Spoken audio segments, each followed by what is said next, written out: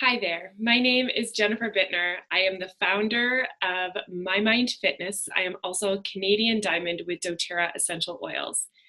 I started Mind Fitness Warriors because I felt there was such a need to be able to share the stories, the raw and real experiences that people go through with their struggles through mental wellness.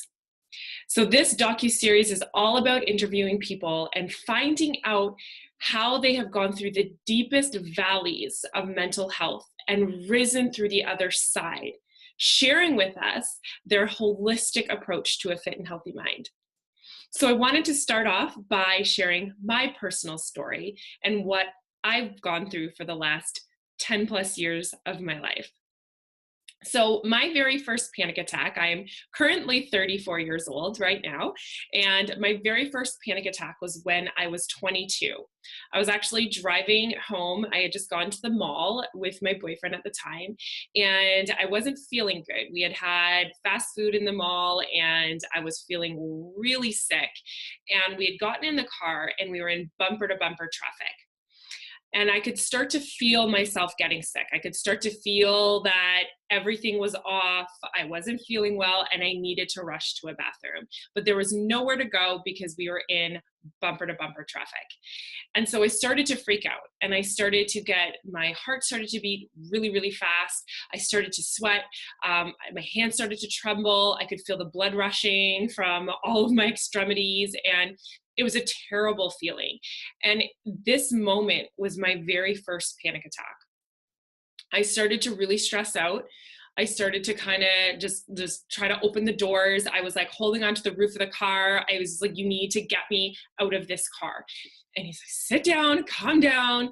There's a pizza right up ahead. Just like sit in the car. I was ready to just bust out in 4 lanes of traffic and run to the YMCA that I saw off in the distance, because anything in that moment would have been better than sitting in this car feeling like I was about to be sick everywhere. We made it nonetheless to this pizza, and I think I had had food poisoning because I was pretty well sick every 20 to 25 minutes following that incident. And in that moment, I had never felt so out of control, but also this panic attack made me start to get into survival mode. I couldn't step foot in a car after that moment without having a panic attack if I saw brake lights. So I remember driving home that day and I got to the first set of red lights and that heart race started again. And I started to feel nervous and I started to look around and I started to look for my options to leave. And then I saw, the brake lights because I was about to enter traffic and I started to have this panic attack. And it was following weeks that were leading up that this started to happen every single time. There wasn't a time that I would be in a car without seeing brake lights or a red light that I wouldn't have a full-blown panic attack. At the time, I had worked about 4 minutes away from home, and I was taking about 20 to 25 minutes to get to work because I would stop at a gas station, then I would stop at a coffee shop, and I would have to continuously pull over any single time I got to a red light because I would have a panic attack and it would cause me to go to the bathroom. So this whole fear of me not being able to get to a bathroom in time when I was stuck in the car the first time now became a fear in everything that I did. So my entire 20s, I was riddled with severe anxiety and a panic disorder. I had actually waited the first 6 months where I was just going through the motions and I was having panic attacks upwards of 5 times a day until I finally went to the doctors. And in 2006, this wasn't something that people talked about a lot. Mental health wasn't something people talked about a lot. Anxiety wasn't something people talked about a lot. Social media wasn't very big back then. I think we just had Facebook and that was it, but it wasn't even a huge thing. And so I felt very alone and I felt very broken. And so when I had finally gone to the doctors, my family doctor had said, I think you are suffering from anxiety. I was like, what's anxiety? And she's like, it just sounds as though what you're going through, it just sounds like an anxiety disorder. Let me send you to a therapist and a counselor and we'll really assess what's going on and we'll get you the right medication. So I spent a year going to the adult mental health clinic, speaking to a counselor. I was seeing a therapist once a month, and they were kind of just assessing me. And I was diagnosed with adult ADHD, which was totally not like unrelated, not even why I was there. I was on anti-anxiety medications. And I remember sitting in the counselor's office one day, and she said, do you have any reason to believe, because all my anxiety was around bathrooms at this point, and she said, do you have any reason to believe that you will not be able to get to a bathroom in time? And I said, no. And she said, so there's no reason, there's no past history ever of there's something happening that is causing you to feel like you're not going to get to a bathroom in time? No. And inside of me, I could feel some resistance, and I felt this screaming inside of me. But I sat there and I thought, I'm a pageant girl. I am top in my career. I had just started my career, and I was the top salesperson in the entire country for my company. And I'm sitting there going, nope, I need to be perfect. I need to have everything together. There's no reason to believe that something like this, for me, this is shameful. I mean, who talks about going to the bathroom, right? This isn't something you talk about with people. But I nope. And I said, I don't know what's wrong with me, but this just is the way that it is. So over those years, I was drinking coffee, probably 7 cups of coffee a day, because it was the only thing that would keep me going, because I suffered from extreme adrenal exhaustion because of all the panic attacks I was having. Every single panic attack, I would have this adrenaline rush throughout the panic attack, and then the levels really wouldn't balance off. So I was having coffee to counteract that. And then every single weekend, I was pretty much self-indulging and self-medicating with alcohol. So you could not find me on a weekend where I wasn't drunk. And I was drunk basically from Friday to Sunday, hangovers on Sunday, and going back to work Monday to Friday, only to do it all over again. The one thing I looked the most forward to was bedtime, because it was my time to finally take a huge, just deep breath and know that for 8 hours, I wasn't going to have a panic attack. And that was probably the one thing I looked the most forward to. And then I would wake up and I would do it all over again. And I would have panic attacks on the way to work. I would have them during work. If I was caught, having to give a tour or having to, be stuck in a conversation, all of a sudden I would start to get the racing heart because I felt trapped. And what if in that moment I had to go to the bathroom and I didn't have access to one? So my fear of bathrooms was severe. And it started to trickle into every other area of my life. So it only started with cars, but then it moved to buses and to planes. And then it moved into going to people's homes where the bathroom was too close to everyone, or where there was only one bathroom. And if someone was in it, I would have a full-blown panic attack and would actually go knocking on the door telling somebody that they needed to get out and I needed to go right now. Even if I had gone 2 minutes before that, it didn't matter. I had a huge phobia of not being able to access a bathroom in time. And this stayed with me for years and years and years. And when I was 26, I believe I was 26, when I went to Australia. And I was the person that had decided that this, mental health condition that I had and the severe anxiety disorder and panic disorder that I had was not going to stop my life. And so I went to Australia, and the plane ride was just, I didn't even eat for 26 hours because I didn't want to have to go to the bathroom. So I didn't eat or drink anything. So I was pretty much famished by the time that I arrived. And a couple weeks into me being there, I had gone to one of the local surf beaches. And it took about 2 bus rides for me to get there because I kept missing the bus. Because every time the bus would come, I would have a panic attack thinking, what if I get on this bus and I have to go to the bathroom? There's no bathroom. What am I going to do? And so the bus would come and I would run back to my room. I would go to the bathroom and then I'd have to wait for the next bus. And that happened a couple times before I finally got on a bus and decided, I'm just going to do this. I'm just going to suck it up and go. And so I went with a friend that I had met down there.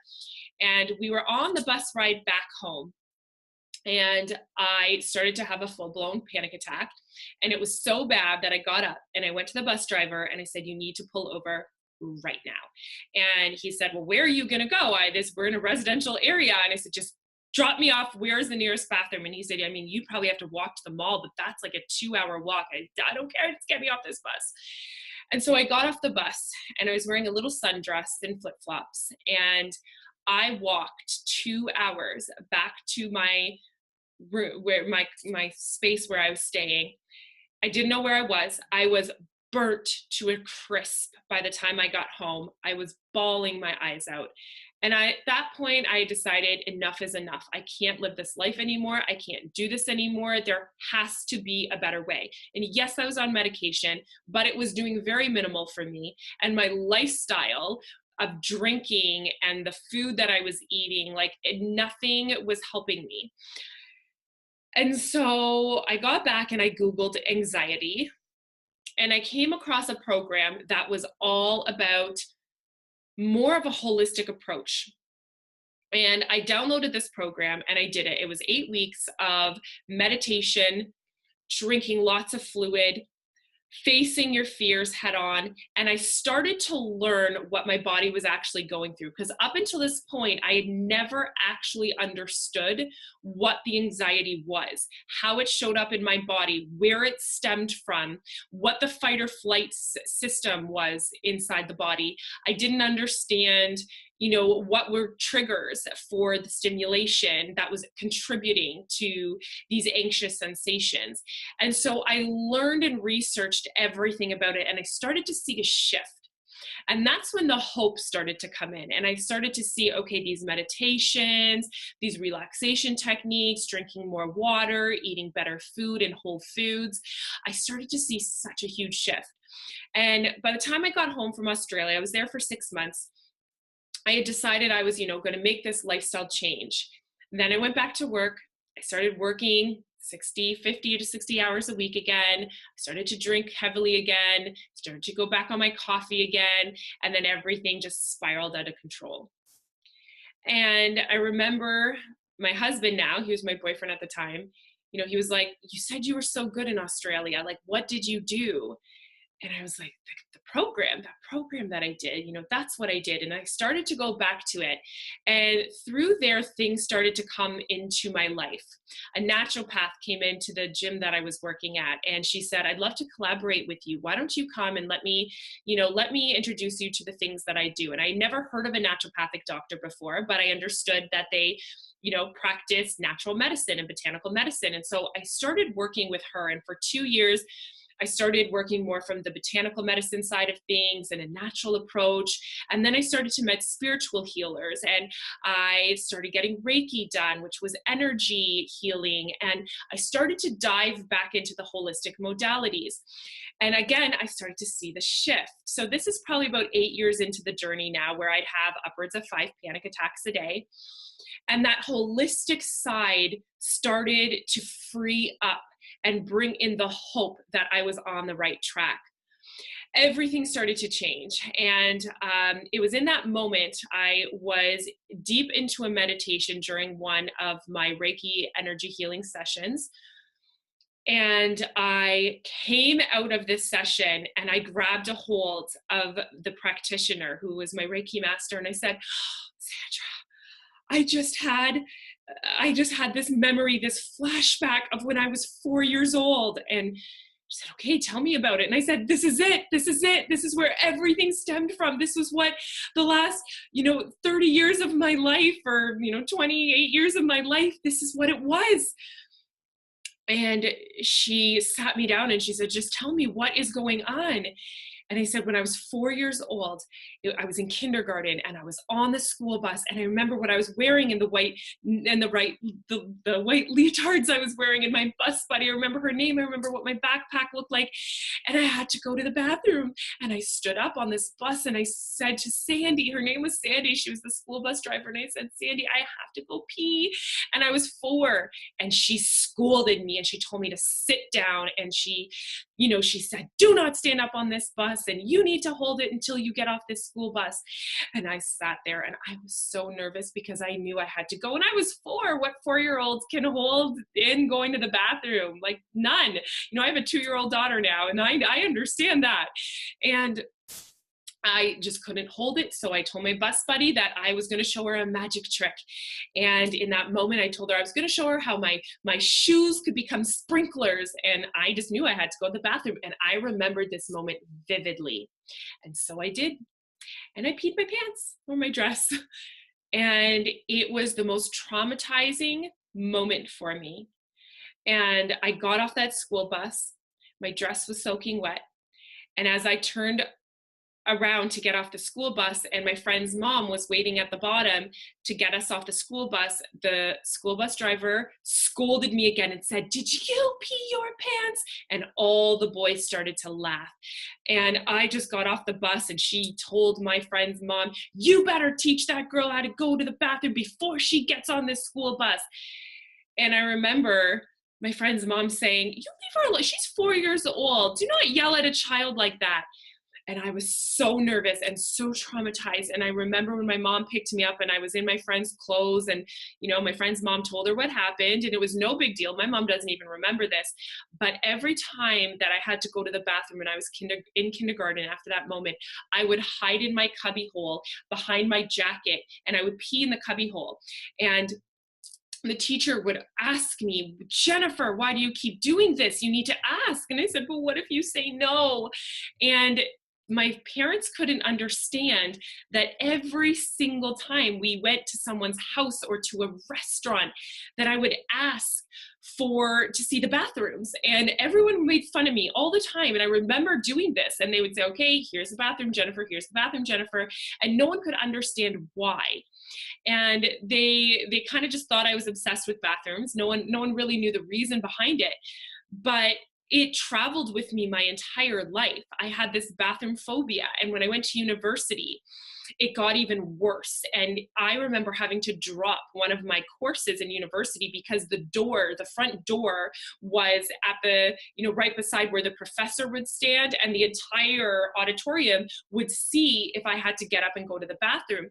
And so I became so nervous and hyper focused on the idea of having to go to the bathroom and everyone seeing me and the shame and the embarrassment and the social embarrassment that would come around that. So I stopped going to that class and I ended up having to drop it. And with my exams, I would have to write them in a private room because I was so embarrassed if I had to go to the bathroom during an exam that I was too embarrassed to raise my hand and ask to go, and afraid that they would tell me no, that I would start having this anxiety. And I never understood why.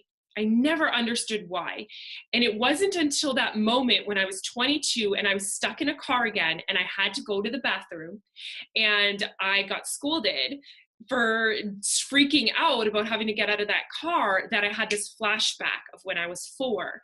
And this had happened to me before.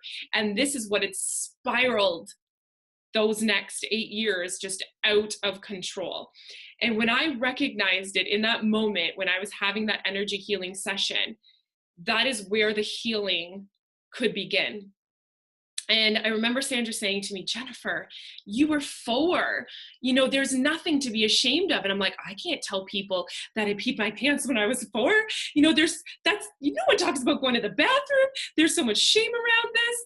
And she's, "You're 4 years old. Every 4-year-old does it." But I was so attached to the shame and the embarrassment and the social embarrassment and the ridicule and knowing that it was wrong that I had done what I had done, that I had carried that belief with me my entire life. And it had shown up and mutated its forms, and it had gotten bigger and bigger, and the monster got bigger as I got older. And in that moment, I had decided that there needed to be healing. And I remember going back to work because I had had this energy session during one of my lunches, and I went back to work that day. And I remember telling my staff, we had a team meeting, and I said, "This team meeting is going to be a little different. I need to share a story with you. I need to get honest. I need to get vulnerable."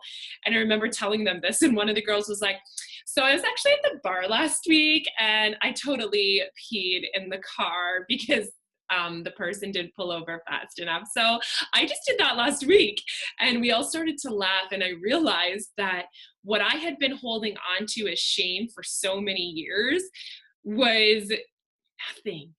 It was nothing. And my whole life had revolved around bathrooms for as long as I had known. And so I had decided I had a lot of work to do, and I started doing a lot of the holistic healing. I started forgiveness on myself. I started seeing the naturopath. I started seeing a holistic nutritionist too. My gut had been very ruined from the medication. I took Pepto-Bismol every single day to control my digestive system because I was too afraid to go to the bathroom. I took a lot of bad things, plus the alcohol, plus everything else. I had major digestive healing to do. So I started with a holistic nutritionist. I spent 2 years overhauling my entire just my gut and everything. And so much healing came from the food. The naturopath had done wonders with me. I worked in a gym, so I took my personal training a lot more seriously, and the workout started to do a lot for my mental health. And so I decided to start and launch my own blog website in 2012 called My Mind Fitness. And it was all about my journey towards a holistic and fit and healthy mind. And this is where, I started to see a lot of those shifts just start turning into helping other people. And I knew that that was my mission, and I knew that that was my message to share. And so I turned my blog website, I decided to turn it into a coaching practice. And I had gone back and got all my certifications while working a 60-hour-a-week job. I decided that this was the avenue that I wanted to take, was to help other people be vulnerable and be honest and be raw with their stories and their journeys. Because the more people that I shared my story with, the more people I found had struggled with something so similar. And it was when I had decided to start my coaching practice and overhaul my life. I stopped drinking. I started eating. I actually became a vegan when I was pregnant. And I'm now a vegetarian. I do cheat a little bit on some of the dairy, but I am a vegetarian. And I started to shift a lot of the lifestyle changes that I was making. And I started this coaching practice. And it was at that point that I was actually introduced. And I say this because as you decide to make a change, you will have people that come into your life. And perhaps you decided to make a change just recently, and this video fell on you, and you decided to invest, however long we've been chatting for, to watching this. And people will come into your life that is the next door and the next opportunity to your next step of healing. And it was at that moment that I had met somebody who was an educator with an essential oil company, the global leading essential oil company, doTERRA, which stands for Gift of the Earth. And she came to me with a diffuser and oils for mind mood management and to help with those feelings of anxiety, to help with my digestive issues. And, because I was still taking the medication, and I was still taking the Pepto-Bismol, and those were the only two things that I hadn't let go of yet. Everything else I had pretty well been able to shift, except for my medication. And my whole life changed when I met this girl. And I decided that because these oils were so impactful on my journey, that I wanted to educate other people, because it's been 3 years now, and I have been completely free of everything that I have been on. And it was through the use of helping my body have the tools that my body needed to heal itself, right? Nothing is going to cure us but our body's ability to heal through the right tools. And I decided to become an educator with doTERRA essential oils. And since then, I have left my very successful corporate job, and my husband has as well, to come home and to take care of our daughter. And we kind of co-parent during the days now with her. And I have been living out my dream of helping more and more people bring essential oils into their home, but also helping more women start their own wellness businesses. And I've been mentoring and teaching women how to step into their power and share their story and share their journey, and be able to use a platform like this to be able to help other people heal, because it's through our message that not only have we done the healing and we're doing the healing, but that we are able to unlock other people's hope and create that inspiration and let people know that there is options out there, and that there is, there is healing and there is change to be made. And I find that now, my whole life looks different. I take road trips all the time just because I can. I just went to Florida last week, and instead of taking a flight, we took the car. 20 hours, why not? Went to Salt Lake City, Utah in September. 28-hour drive. Why not? I'm just so excited to get in a car because I couldn't even go 5 minutes without having a panic attack before. And so to know that your entire quality of life can change when you start to recognize where healing needs to take place, and to know what tools are available for you and the lifestyle changes that you can make to bring your body the balance and the healing that it deserves. Our bodies and our cells so desperately want to be at ease and in balance. And if there's anything that I can do to help one person make that shift, I know my job here is done. And it is so this series of Mind Fitness Warriors was born because I really wanted to help document these journeys and these powerful stories that I know other people have endured and have also found a holistic approach to bring about the balance and the wellness back into their lives. So I'm really deeply honored that you have taken the time to watch this episode and my pilot episode, which is my journey, a little insight into my journey, and to please continue to share and to watch the future episodes that will be launched, because the stories that are being shared are so deeply impactful and they're so real, and they will hit home with the right people who need to hear them. So I really hope that you enjoy what I've put together for you and for your family and for your friends and for the whole world that needs to hear that there is hope and that there is light and that it is here, and we are here to share this with you and to change one life at a time. Thank you so much, and please stay tuned as episodes will be released.